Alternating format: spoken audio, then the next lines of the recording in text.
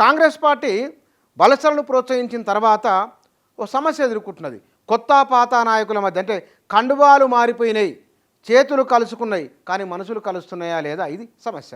మల్కాజ్గిరిలో అదే సమస్య ఉన్నది, వారికి సికింద్రాబాద్లో అదే సమస్య ఉన్నది, చేవెలలో అదే సమస్య ఉన్నది, వరంగల్లో అదే సమస్య ఉన్నది. ఇక్కడ కడియం శ్రీగారి సమక్షంలోనే బీఆర్ఎస్ నాయకులు కాంగ్రెస్లోకి వస్తున్నప్పుడు వారి మధ్య ఘర్షణ జరగడము, కొత్త పాత నాయకుల మధ్య ఇంకా విభేదాలు అట్లాగే కొనసాగుతూ ఉండడము. ఆ నాయకులు అసలు కడియం శ్రీగారు రావడమే చాలామంది డైజెస్ట్ చేసుకోవడం లేదు. ఇక్కడ సికింద్రాబాద్లో కూడా దానం నాగేందర్ బయటికి రాలేకపోతున్నారు, ప్రచారం చేయలేకపోతున్నారు. విజయారెడ్డి దానం నాగేందర్ రావడాన్ని తీవ్ర అభ్యంతరం వ్యక్తం చేయడమే కాకుండా గతంలో తమను ఇబ్బందులకు గురి చేశారు కాబట్టి వారిని ఎట్లా చేర్చుకుంటారు, తాము ఎట్లా సహకరించాలి వారికి అని కాంగ్రెస్ నాయకులు చెప్తున్నారు. ఇక చేవేలలోనూ అదే తరహా వాతావరణం ఉన్నది, మల్కాజ్గిరిలో కూడా అదే తరహా వాతావరణం కనబడుతున్నది. ఎప్పటి నుంచో పార్టీలో ఉన్న వారిని కాదని కొత్తగా వారిని పార్టీలోకి తీసుకొని వస్తే కనుక ఎట్లా వారితో పనిచేయాలని కార్పొరేటర్లుగా ఉన్నవారు 10-15 సంవత్సరాలు ఈ 10 ఏళ్ల పాటు కాంగ్రెస్ పార్టీ కోసం పనిచేసిన వారందరూ కూడా తీవ్రమైన నిరసన వ్యక్తం చేస్తున్నారు.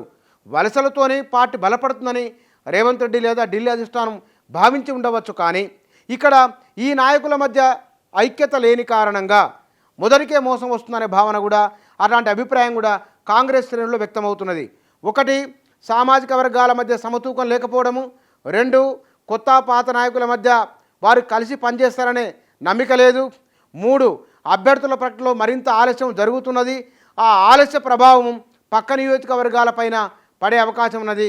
4, ఇప్పుడున్న ఈ సీనియర్ నాయకులు ఎవరైతే ఉన్నారో నామినేటెడ్ పోస్టుల కోసం ఆశించిన వారు ఉన్నారు, తమ వారికి వస్తుందనుకున్న వారు ఉన్నారు, లోక్సభలో టికెట్లు ఆశించి ఆగిపోయిన వారు ఉన్నారు. వీరందరూ కూడా ఏదో రూపంలో తమకు ఒక హామీ ఇస్తారని భావిస్తున్నారు. ఈ లోక్సభ ఎన్నికల ముందు హామీ ఇవ్వకుంటే కనుక తర్వాత హామీ కూడా దొరకదమైన భయం ఆందోళనతో ఉన్నారు. వారిని కూడా సముదాయించాల్సి ఉన్నది, అది కూడా జరగలేదు.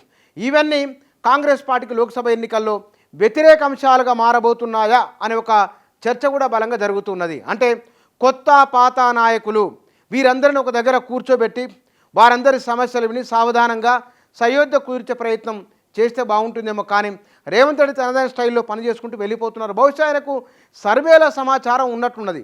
ఎందుకంటే నరేంద్ర మోదీ కూడా 240 స్థానాలకు మించి రావు అని చెప్పడం వెనుక ఆయన నిరంతరమైన అధ్యయనం, నిరంతర సర్వే రిపోర్ట్లు, ఇవాళ కాంగ్రెస్ పార్టీకి ఉన్న ఒక వేవ్ ఏదైతున్నదో మహిళా ఓటర్లకు ఇచ్చిన హామీలు, అమలు చేస్తున్న 6 గ్యారంటీలు, ఈ గ్యారంటీలు ఓట్లు తీసుకొని వస్తాయి, 10 స్థానాలకు తగ్గకుండా తాము గెలవబోతామనే నమ్మిక బహుశా రేవంత్ రెడ్డిలో ఉన్నట్టున్నది. అందుకోసమనే ఈ కొత్త పాత నాయకుల కలయిక ఎట్లా ఉన్నా సరే, నాయకులు కలిసినా కలవకున్నా ఒపీనియన్ మేకర్స్ ఎవరైతే ఉన్నారో, ఇన్ఫ్లుయెన్స్ గ్రూప్ ఎవరైతే ఉన్నారో వాళ్ళు నేరుగా ఆ సోషల్ మీడియా ప్రభావంతోనే ఉన్నారు. కాబట్టి ఇవాళ సోషల్ మీడియానే ఒక ప్రధానమైన ఇన్ఫ్లుయెన్సర్గా ఉన్నది. కాబట్టి సోషల్ మీడియా ద్వారా లబ్ధిదారులకు కాంగ్రెస్ పార్టీ గురించి చెప్పండి అనే అంశాన్ని పదే ఆయన ప్రస్తావిస్తున్నారు.